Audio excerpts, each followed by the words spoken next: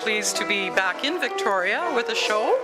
I did exhibit here a number of years ago, beginning in 1985, but there's been a hiatus, and very, very pleased to be with Winchester Galleries on Humboldt. These paintings are all watercolors, highly realistic, very saturated in color and pigment, and they represent my interest, which is floral or still life. I have a number of themes in this show.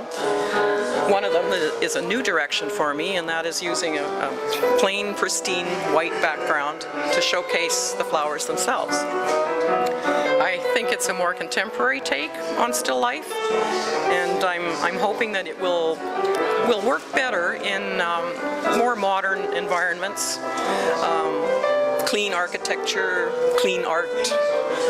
The other pieces are more or less a classical take on still life. Some of them very dark and almost medieval.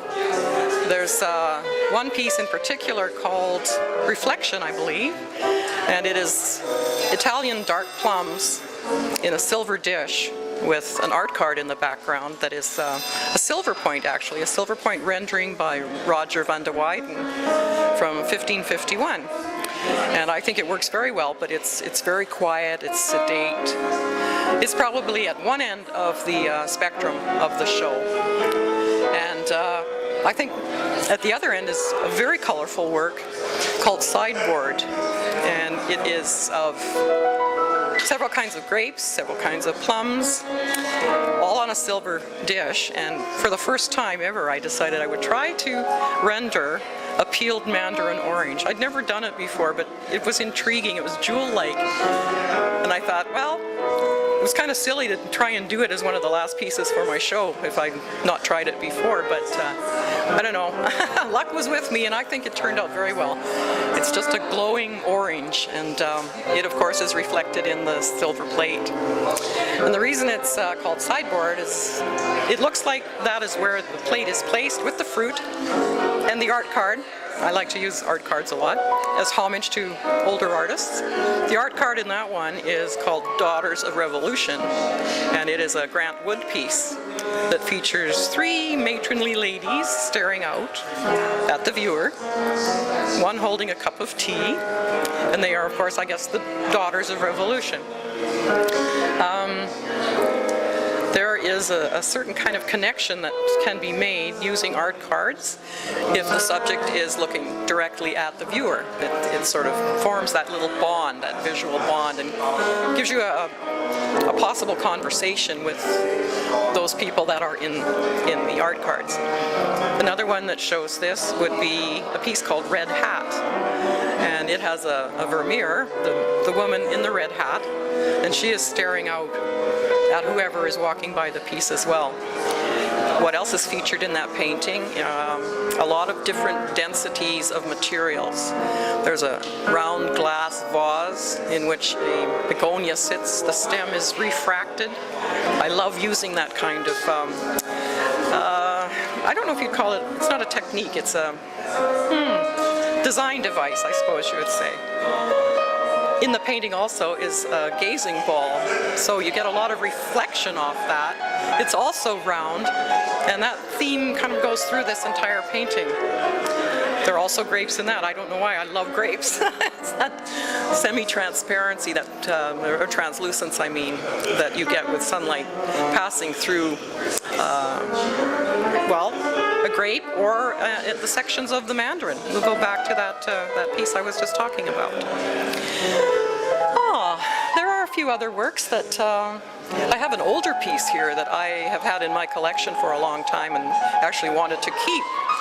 But I thought, well, it's not doing anything. I'm the only one who sees it, so I thought, let's let it have a wider audience. And that one is called Fond Memory. It's the largest piece in the show. It features tulips and pears, grapes again. Yeah, the fun thing is I get to eat my subject matter. I don't know what else I can tell you. Let me see. The exhibition invitation piece behind me features flowers from my own garden. Actually, mostly I do paint what I grow. Not the grapes, of course. They have to come in from somewhere else. But it's kind of nice to know that I've planted the flowers early in the spring, and I nurture them, and they bloom, they come up, and I use them. In a way, I sort of keep them alive that way. Yes.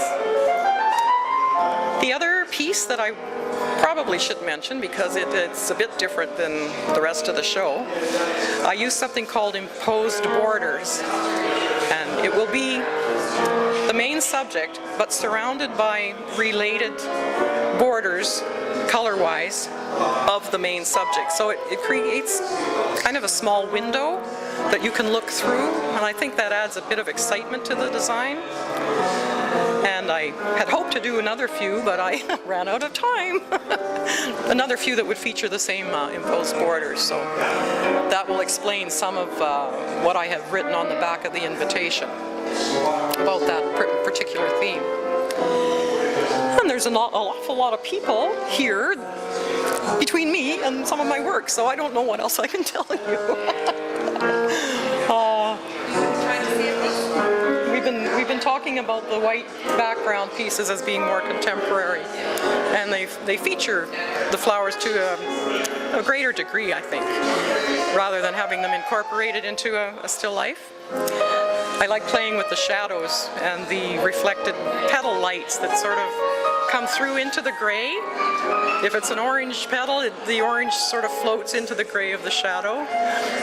I guess you could say I just love documenting what light does on subject matter, and things of various densities and reflective surfaces, and it's celebrating light, celebrating life, and that's why the colors are so vibrant.